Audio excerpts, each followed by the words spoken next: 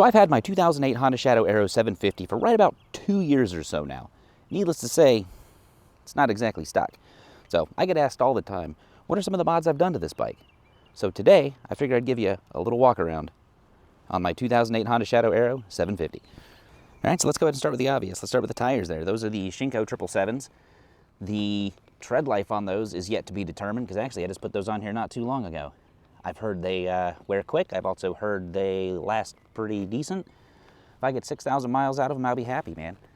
I got those front and the rear, and they came with the blue junk on the actual white wall itself. But a little bit of bleach white took care of that, and my gosh, man. I mean, it makes the bike pop. I mean, look at that. And probably the next thing most people notice is going to be these 12-inch ape hangers. So the thing I probably get asked the most about is the ape hangers. They are 12-inch. They're actually the wide version. So my hands are about even with my shoulders, and the height puts the bars right about even with my shoulders. And I'm right about 6 foot on a good day, and that's just perfect for me. Now, as far as cables and brake line go, the throttle cable is factory. The brake line is factory. The electrical connections were long enough. You just have to pull a little bit more out of the headlight bucket. The only thing I had to replace was the clutch cable itself, which I think that one is a +6 over stock. I'm pretty sure I can get away with a +4. Probably the other most obvious things we're talking about is we got the spiky air intake. You can get those on Amazon/eBay. And there are links for probably 99% of this stuff in the description, guys, so make sure you go check those out. That required retuning of the carburetor, which I probably took that thing off probably 6 to 8 times, but I think we got her dialed in perfect. She's running strong. Mileage hasn't dropped too much. She might be a tad lean, maybe, but these bikes run lean from the factory, so that shouldn't be a problem. Then we got the TJ Brutal drag pipes, and I went ahead and stuck some 8-inch baffles in there, because my neighbors probably don't really like me anyway, so I'm trying to, I'm trying not to upset them too much. Plus, sometimes I leave a little early and get home a little late. So, I'm just trying to be courteous and whatnot.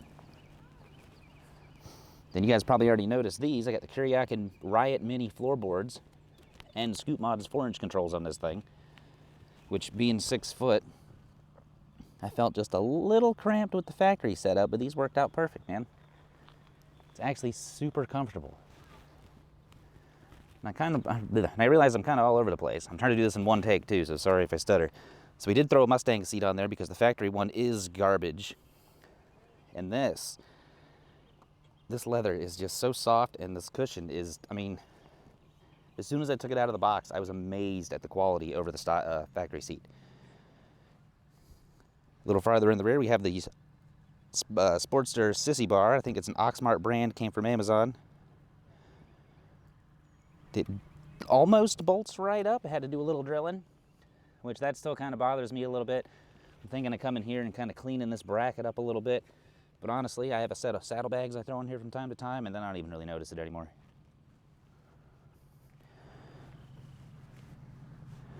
Over on the left side, there's not really a whole lot going on. Being an Aero, she is shaft drive. Riot Mini floorboards. Don't forget that guy right there. That's probably one of the best mods on the bike, if you know what I'm saying. Back up to the handlebars, we got the Dreamizer little mini mirrors, which actually do a lot better than I thought they would. I really thought that I'd have trouble seeing with these things, but they're really solid, and once you get them adjusted, they do the trick.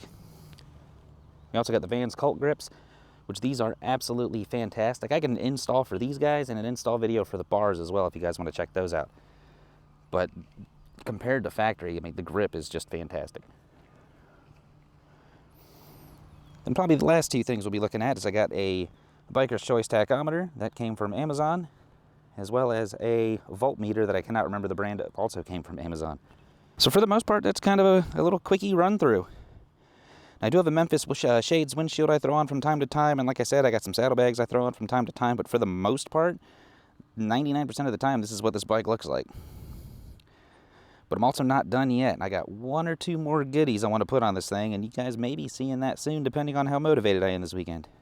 So if you guys have any questions or anything about any of the mods on this bike, feel free to leave them in the comments. And if you would, do me a favor, hit the like, subscribe, and yeah, if you guys are curious about the original walk around I did a few years ago, check this video out right here. And until next time, guys, be good. See ya.